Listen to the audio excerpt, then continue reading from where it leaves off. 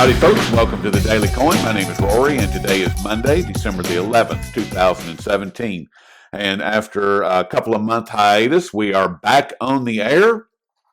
And I'm very grateful to be back because I have one of my favorite analysts to speak with. And you know him, you love him. He was with Silver Doctors and the News Doctors more specifically for a couple of years, and you can now find Eric's work over on Facebook primarily, and I think that he's got some other projects that he's working on that will be more public, and they'll be coming online soon. But in the meantime, you can find all of Eric's work over at facebook.com/Eric Dubin. And without any further ado, Mr. Eric Dubin. But I wanted to ask you about, you've been out of the loop for a while. You've been taking care of some things offline. And I haven't done any interviews in a couple of months, and that's been by design. I've been working on, as you're well aware, I've been working on a project that's getting ready to go live and try to really get some people motivated, and that's been taking up a lot of my time. But just the thought of it, just trying to think it through is geez. But anyway, we're glad that you're back, and what I really wanted to find out from what you are looking at. No, what are you looking at as far as, like I said, you've been offline for a while, and now you're coming back. And what has your attention right now as far as the end of the year coming into 2018? So 2017's winding down, 2018's gearing up. What has your attention right now? We have seen a reflation or a reflating of a busted financial bubble in 2008 that is unprecedented. And the scale of that effort probably involved about $50 trillion of credit creation over this time, with backstops, swap lines, outright credit creation, as well as the QE programs where bad assets were swallowed up by the Fed at 100 cents on the dollar, and the garbage that they swallowed was some of it was like 20 cents on the dollar. I mean, that's toxic bet. Yes. We have created an avoidance of another Great Depression on the scale of the 1930s. And everyone in the policy establishment is patting themselves on the back for victory.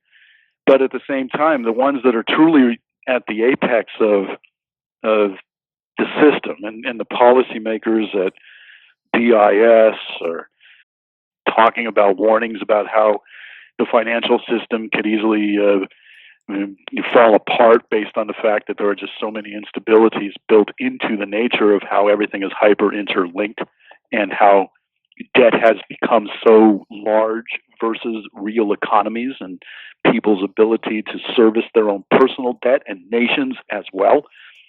What we have right now is a very unstable kind of quasi equilibrium, and I thought it was going to blow this year, as you know. For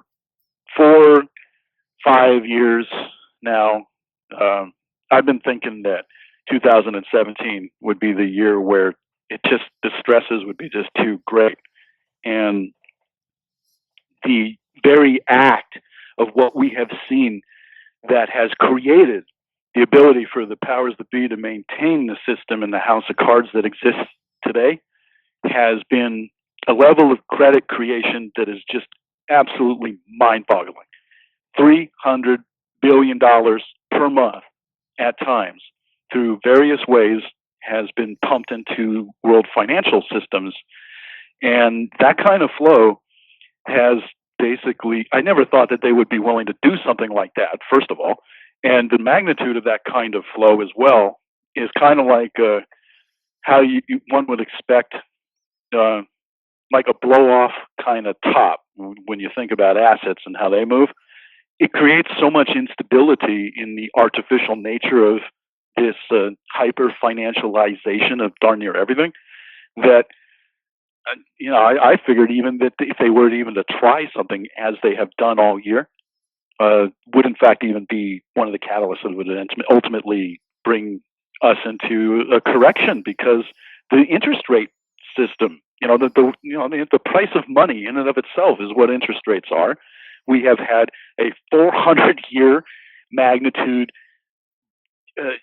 bubble in the bond markets, and that kind of reality is only able to maintain itself because there's enough buying into collective delusion amongst the financial market participants in the conventional financial world to actually believe that their own cooking. And they see where assets have been rising and the artificial nature of a financial economy going up that does indeed pull the real economy. I mean, we did not have a Great Depression. They actually did save the real economy. But the problem is that the real economy is built on a financialization process that has created so much damn credit that it's gonna cannibalize itself, and it's not something that can be maintained indefinitely, given the size of balance sheets it's central banks.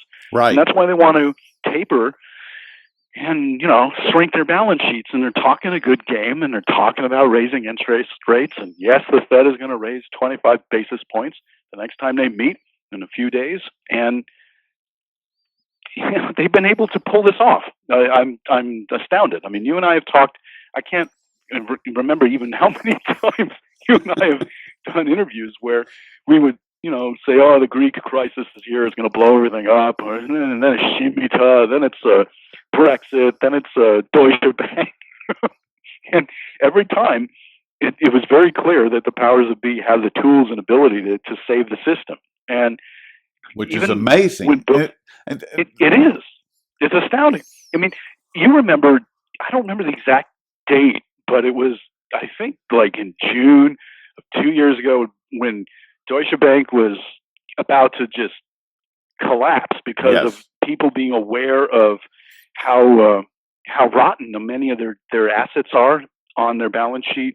And then they had the fine issued by the Treasury Department, the U.S. Treasury Department, because they were going after Deutsche Bank, and they weren't happy with the U.S. United States, from a geopolitical view, was not particularly happy with Germany at the time. So they were just kind of like rattling their cages, frankly, and using economic levers to send a message. And Germany and the financial powers that be were able to bail out Deutsche Bank within that week. We saw a huge fall down on a Thursday, and then that next Friday they began to. You could see it. They came in and they bought the heck out of the stock, and they saved it. And then 2 weeks later, everyone's like scratching their head. Wait a minute, wasn't that the catalyst that was supposed to bring everything down? Everybody in the alternative asset community has been going crazy for years, trying to bird dog whatever it's going to be that brings the system down. Well, I mean, but the thing is, Eric, Alan Greenspan, he said it on a couple of different occasions. We can always pay the bill because we can just print the money, and that's what they've been doing. And they just pay the bill. They've been able to do it for a good long time, and it's going to end. And I think 2018 instead of 2017. I got it wrong. I didn't imagine that average financial participants pushing money around would look at the kind, frankly, they don't even understand it. I mean, 95% of the conventional financial world, all of these wet behind the ears 30-year-olds or whatever that are managing hedge funds and so forth, they don't understand what's going on with the credit system because they're eating their own cooking and they're not really all that well educated, even though they've gone through Ivy League schools more often than not. That's actually something that, frankly, has propagated misunderstandings in their minds because they have gone through the conventional world of I went through an MBA program and I was bored silly with the finance professors in particular because they kept on pushing ideas like the the free market thesis about how everything's priced into markets, etc. They don't understand how markets work. So the average person that gets on Wall Street really is not as swift as their reputations precede. Well, they're not as equipped as they need to be in order to deal with the situation that we currently have. They can't deal with a normal what you and I would have 5 years ago or 10 years ago would have said normal, would have classified Mm-hmm. as being normal, much less what we have today, which is completely abnormal and Yeah. just so far out into left field that it's who even knows what's going on. I don't even think that I, I, I sometimes wonder if only the handful of people at the BIS and the World Bank are they the only ones that really have a grip on what's actually happening, and their orders are just passed down to people like Janet Yellen or this new guy that's coming in, this latest Goldman Sachs person that's coming in to take her place. I can't remember Strom or whatever his Yeah. name Right. is. Right. Um, they're just reading a script. I mean, they have to be. They can't. It would It's be kind of that and more.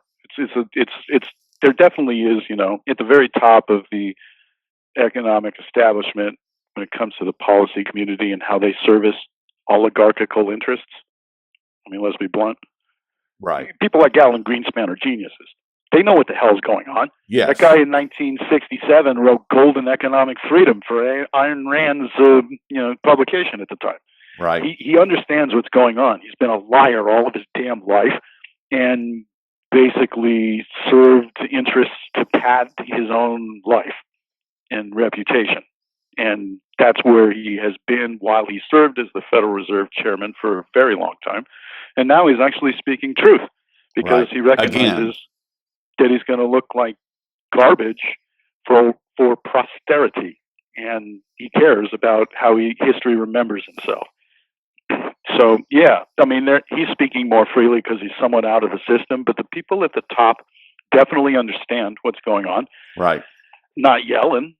I think Kranzler is most amusing in the way that he talks about Yellen as being a buffoonish grandmother. I mean, she really is smart. She she understands basic economics and basic Keynesian principles and all that. But she's an example of someone who really believes her own cooking. And that's part of the problem too. It's not just that, people at the very top are delivering marching orders to systems that respond thereafter. A lot of these people don't even know their nether regions from a hole in the ground. Well, that's very true. They know what they know, and that's it. They're not. It's not that they're unintelligent. It's just that they know what they know, and they're Yeah. not. And they don't need to know anything else because everything is laid out for them their whole Yeah. life, and they're well taken care of. They're well paid. But what do I've you? actually seen some insight into that up front, personal. My cousin went to school at MIT for the PhD program 1 year before Bernanke.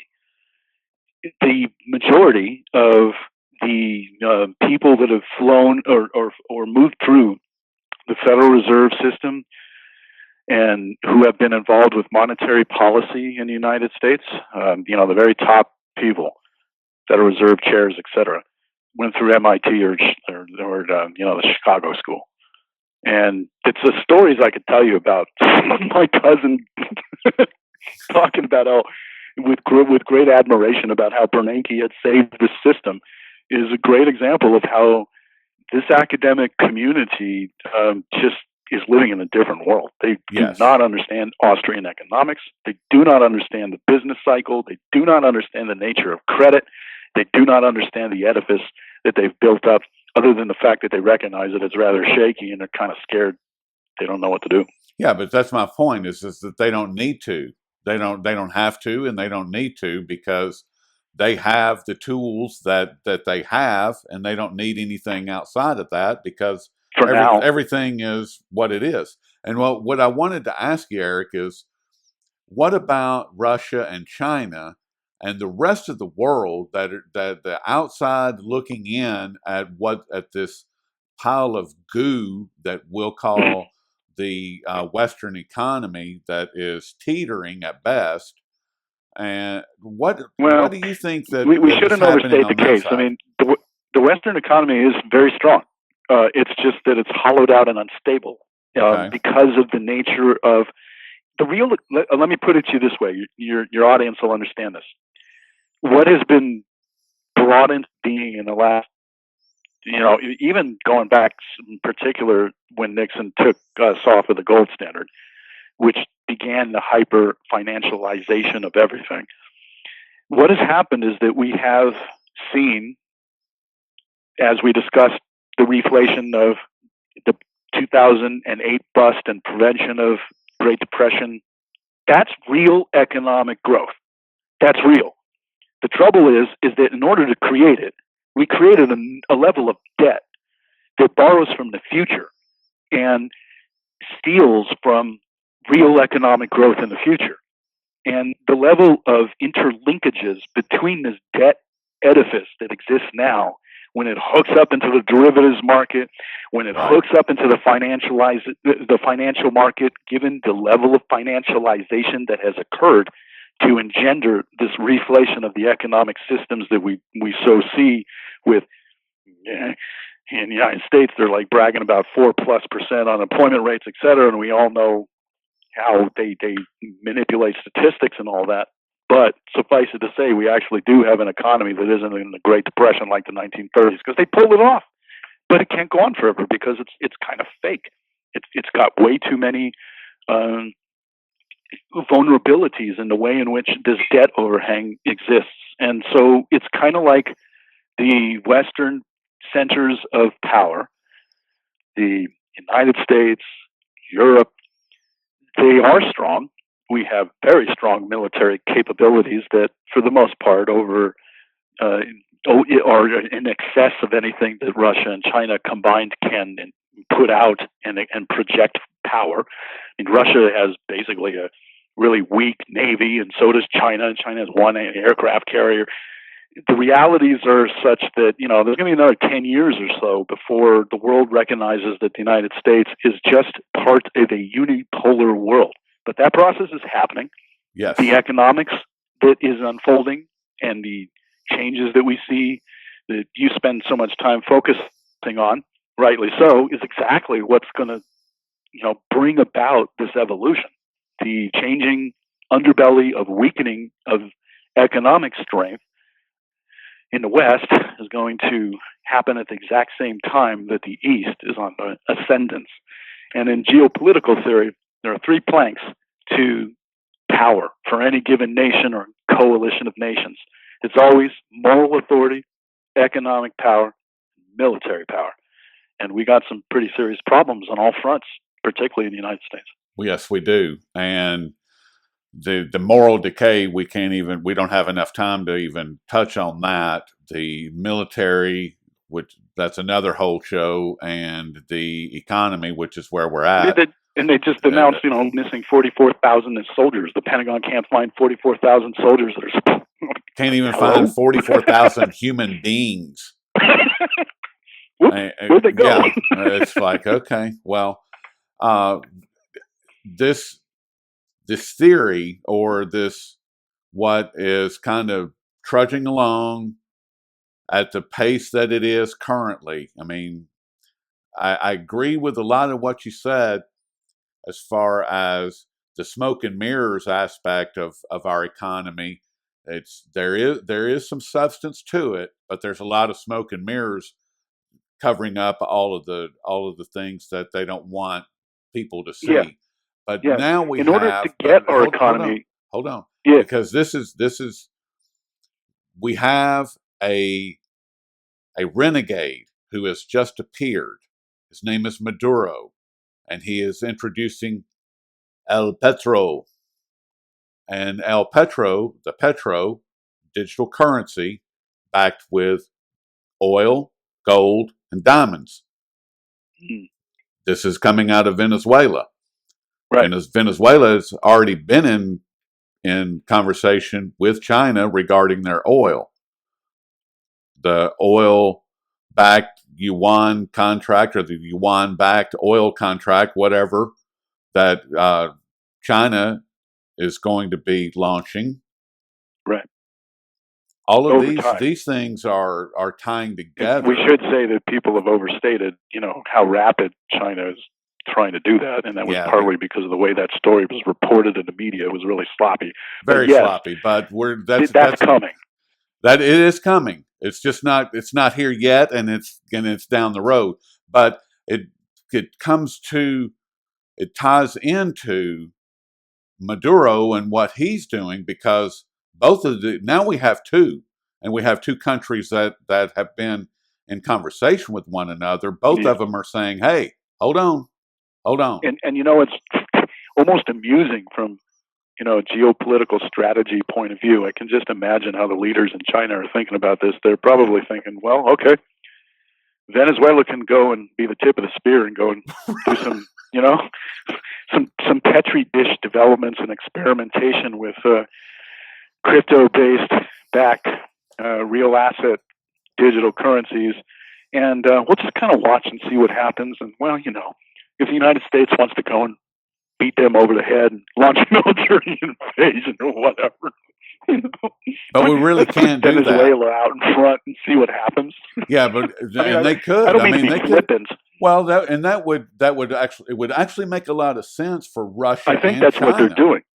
Yeah, I would agree. I think that they're probably in the background, helping them, giving them guidance and absolutely support for what I think Russia and China both probably are, because it's a benefit. This is huge. Yeah. This is huge. What's going on is that both, China, Russia, Iran, others within this whole consortium of new power alliances trying to hook up and figure out how to come together as some kind of like counterbalance in a multipolar world. They're looking at their own personal interests as nation states, and they're trying to figure out how to counterbalance what was the Anglo-American empire running the world. Yes. And like I said, now you have what's essentially a renegade in Maduro out there doing his thing, while, Russia and China over here, they're playing this chess match and making these subtle moves and doing this and putting this in place. And, it's going to be another couple of years before we can get to that point, and another 5 years before we can get to that point. And Maduro China thinks in 50-year time frames. Right. And Maduro comes out and says, well, in 6 months time frames. Right. And then here comes this renegade that's coming out and saying, well, we're going to do this right now. Yeah. We're going to call it the Petro, and it's going to be backed by oil and diamond and gold. And even if they're not able to pull it off, the fact that, we see these kind of developments and attempts to try to bring into reality different, currency regimes and how that hooks up to the realm of geopolitics and power of nation states and trade and so forth. They're in an experimental phase that's been going on for a decade now. And we can see whether this other power alliance amalgamation is moving. It's fascinating to watch. It really is. And you've been reporting on it for a long time and doing some of the best work on it. Well, thank you. It's I find it very fascinating as far as what's happening and what's happening right now, literally right now, with this situation, because the yuan oil contract that burst onto the scene back in September.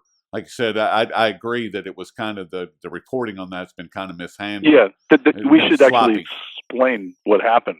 The problem with the reportage was that they immediately linked in the minds of people reading the story, and it got amplified through the alternative asset community, that there would be immediate settlements on the Shanghai Gold Exchange linked up with the ability to deliver gold in exchange for the settlement of futures contracts for oil priced in the yuan. Right. And the latter is actually what's going to happen immediately, or not immediately, but in the very near term, within the next, they're talking about even, being able to do this probably within a month. But they're probably going to end up needing a little more time as well, too, because we've actually been through this goat rodeo before. Yes, we have. where they've told the world that, we're going to do this. And 2 years later, people are like, what's going on? Right. But it's coming, and it really is just a matter of when they want to be able. I mean, people can obviously take yuan and turn it into gold once they've settled a contract. Yes, of course, but that's different than what the media was reporting about, how you could literally get delivery of gold immediately for settlement of a contract, pulling out of the vault inventory of the Shanghai Gold Exchange. That's what the media and the alternative asset community fell off the turnip truck with. And even I, when I first heard the story, I'm like, whoa, this is big. Yeah. But it's a work in progress. Right. And and these kind of things are going to change the nature of monetary flows worldwide that hook up as like a translation or a transfer mechanism within the currency markets. I mean, the FX market sometimes trades like $6 trillion worth of notional value every single trading day. Right. It's the biggest market in the world. And when you start, that's why we haven't talked about Bitcoin yet, but this is a perfect segue. What the heck is going on with Bitcoin is everything to do with the fact that it is one of the most unusual assets ever created. And as a consequence, given how that hooks up with the reality that we face with a fiat paradigm that has gone absolutely bonkers, and the financialization having so much currency flying around the world every day, it really doesn't take much to divert, just for the sake of discussion. These numbers are not, reality, but imagine, the flow of funds on a worldwide basis of all this hot money, sometimes reaching $6 trillion a day. You take, 0.01% of that and direct it towards Bitcoin. Yep. That's why we've had the gigantic bubble that we've had. This is and when I say bubble, I mean, I don't want to get people who are really passionate about Bitcoin to be unjustifiably angry in my analysis, because I do believe that it's possible that Bitcoin could hit $100,000 in 6 months. It's that insane. And the reason why is everything to do with the nature of the kind of asset that it is in the world in which it was created. This is not like NASDAQ 1999 doubling in price, going and maxing out, March, or I think it was like March 11th when it hit its high, if memory serves. This is different. This is literally a singular, other than the fact that, the cryptocurrencies is a universe. There are other cryptocurrencies like Coin, et cetera, et cetera. But in the grand scheme of things, when it comes to money being able to park itself in a store of value that also offers the opportunity for people to have rank speculation and absolute greed chasing it as well, this is actually a small asset in the grand scheme of things relative to a titanic pool of liquidity the size of, the Pacific Ocean. Bitcoin is like, a tiny island floating around in the Pacific Ocean that actually became the size of Hawaii in the last year. I mean, Bitcoin's, total market capitalization, if you think about total Bitcoins out times the price of Bitcoin, is now well into the hundreds of billions of dollars. Yep. And then the whole, universe, I can't even keep up. I don't know where the whole universe is now. We're going to hit trillion at some point for the entire cryptocurrency universe. Yes. And this has happened because it's a very unusual asset category. And when people try to wrap their brains, or even Jamie Dimon, when he was out 2 months ago bad-mouthing Bitcoin and saying it's a bubble and it's going to blow up, and Bitcoin at the time was like, what, 6,000 or something? Yeah. 7,000? And it almost hit 19,000 the other day. Yep. This is a product of the nature of the asset in the pool like the Pacific Ocean in which it sits. And it can get a lot crazier before all hell breaks loose. I mean, I believe that we are going to see a pretty significant equity market correction in the United States coming out of many catalysts. Some of it will be political, Trump's ability to pull off tax cuts and political confidence being shaken domestically, geopolitical events shaking things. But the biggest thing that's going to shake everything is that at some point interest rates are going to start going up. They have to. Because the level of credit that's out here is going to at some point make economic actors recognize that the price that they get compensated for taking instruments of confiscation or theft, i.e. bonds, is going to be so unacceptable. I mean, right now, the reason in part why there's an organic interest amongst the general conventional financial world to be in bonds is because of the belief that we have a deflationary process still going on, and it's actually a true interpretation of what's going on.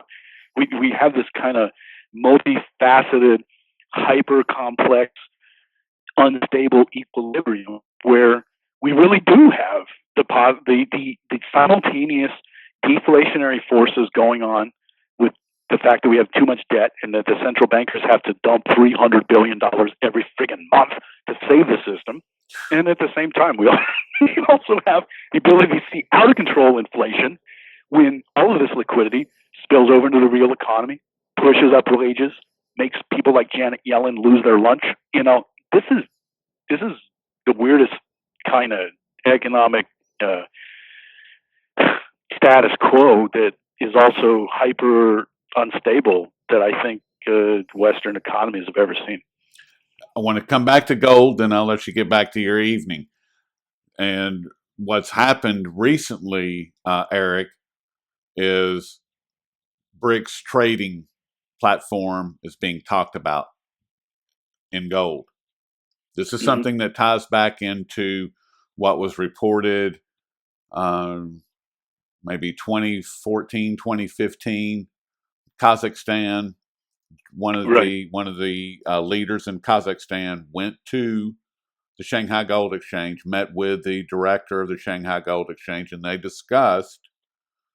The meeting was specific to gold being used as a trade instrument along the Belt and Road Initiative, the New Silk Road, One Belt, One Road, whatever it's being called. Even coordinating new mine development and search for gold. Correct. Amongst countries. And now, so that's already there.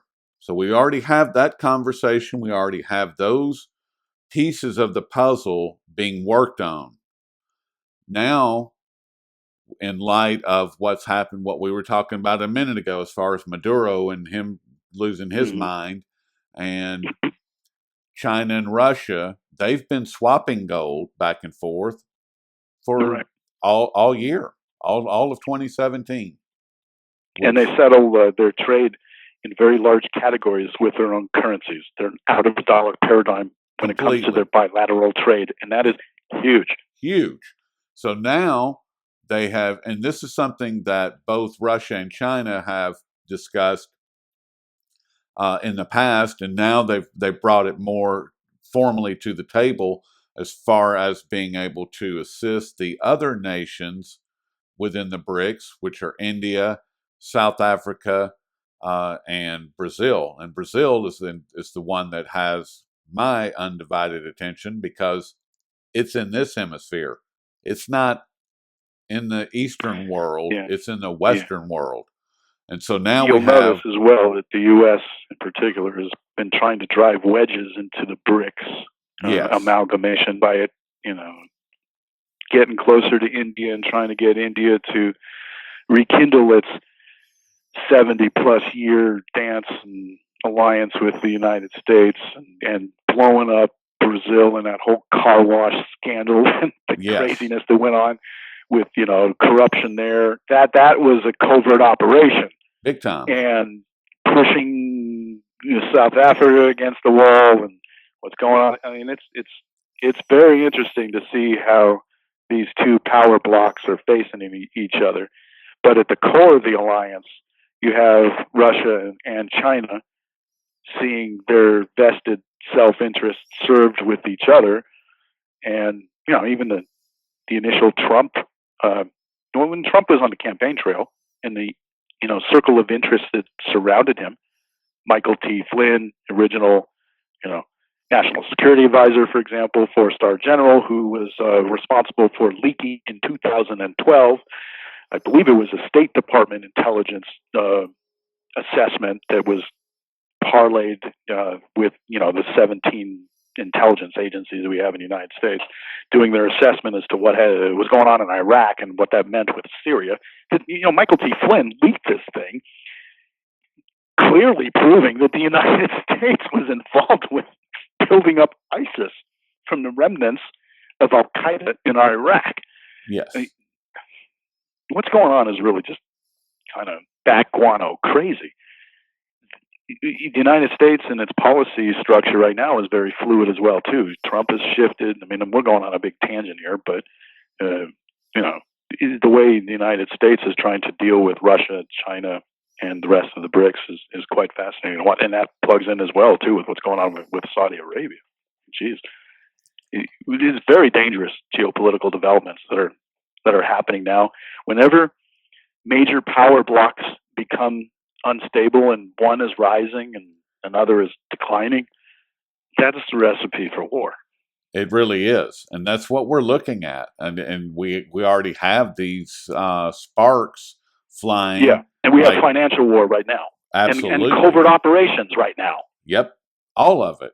It's all happening right now, and I believe that the United States has actually lost the currency war, and it's a matter of time. Well, it's a work in progress. Failing. It's definitely failing. I mean, this is going to take. You and I have been talking about this for years, Roy, and it's going to be a kind of evolutionary process. I don't think we're going to see some specific point in time when, other than maybe this would be the one exception.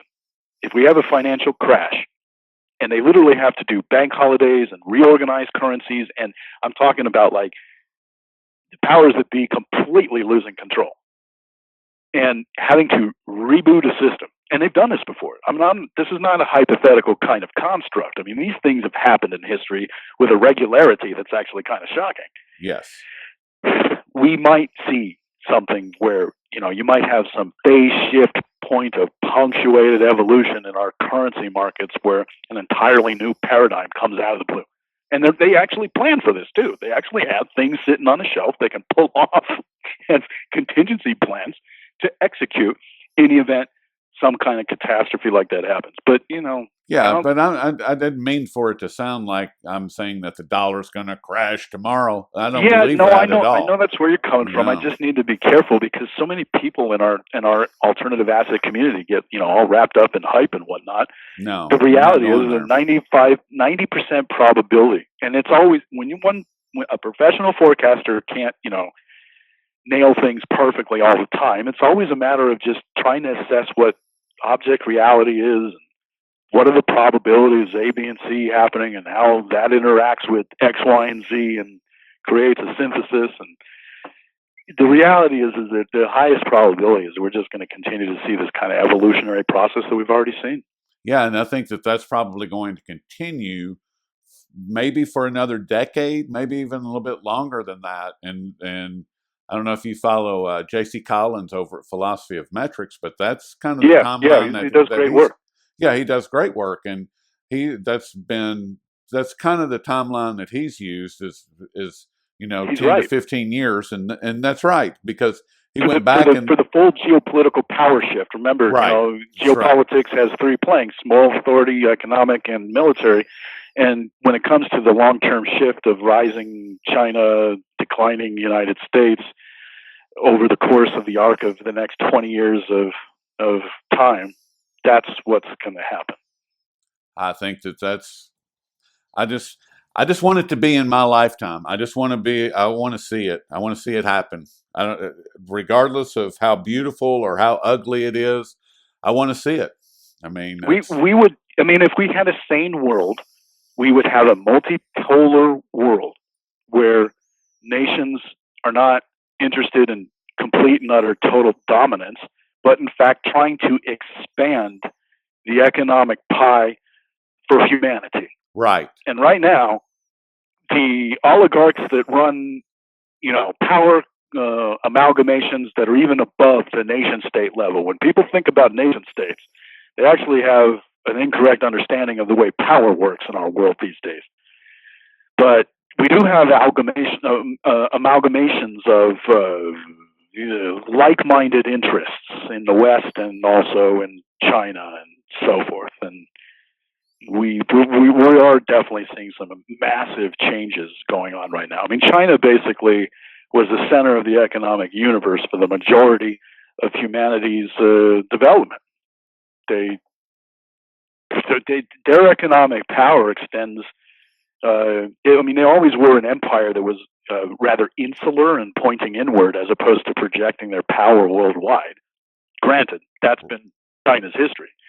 But in terms of what they developed over time as a strong economy and what was going on in the context of that period of history, China was a very powerful nation, and they're reclaiming their history. The leaders there speak of this as reclaiming the glory of China vis-a-vis the West that has, for hundreds of years, urinated on China.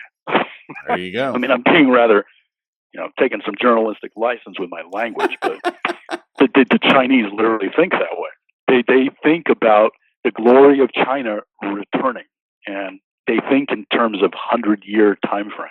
Well, and they should, because they were. Look at how the West treated them. When Britain. Think of the Opium Wars. That's what I'm referring to. When they came in and just decimated, who was in charge at that point? China was. They were the economy. Well, no. And by then, by that time, China had actually fallen down vis-a-vis the West. I mean, 1500s and before the Black Plague. I mean, China was one of the most civilized nations in the world, other than the fact that they had, internal strife and a lot, Mongolia and so forth, and all the crazy stuff that went in through the years in China's, history as an empire that tended to its own domestic territory for the most part, but they were very powerful. And when they were powerful as a refined culture and an economy, the Europeans were running around in loincloths. That's all that needs to be said, right there. It's a 5,000-year-old culture. Right. China has been around for a very long time. And there you have it. Well, Eric, we could carry this conversation throughout the rest of the evening, but unfortunately, we're going to have to cut it off right there. But we'll do more. We will definitely do more. What I would like to do is I'd like to invite you back on, and we can discuss maybe in a couple of weeks what's going on specifically with the gold and silver markets. Maybe even touch on the cryptos at that point, but really kind of just look at the miners and mining and gold and silver, and just kind of look at those things. If you'd be willing to do that. Absolutely. Well, all right. Well, we've been speaking with Mr. Eric Dubin. Eric, where can we find your work at these days? Oh, I'm pretty much all over the place. I haven't been doing work that much with the news doctors, in part because it's a long story. The easiest way to find where I put most of my work, depending on interviews and whatnot, would be on Facebook. So if anybody has a Facebook account, I'm pretty easy to find. It's just facebook.com/Eric Dubin, ERICDUBIN. There you go. Yeah, I like it. Well, we'll talk in the very near future, and get some of your work published over at the Daily Coin. So, Eric, I really appreciate all your time today, and I look forward to speaking with you in the not too distant future. Always a pleasure, Rory. Thanks. All right.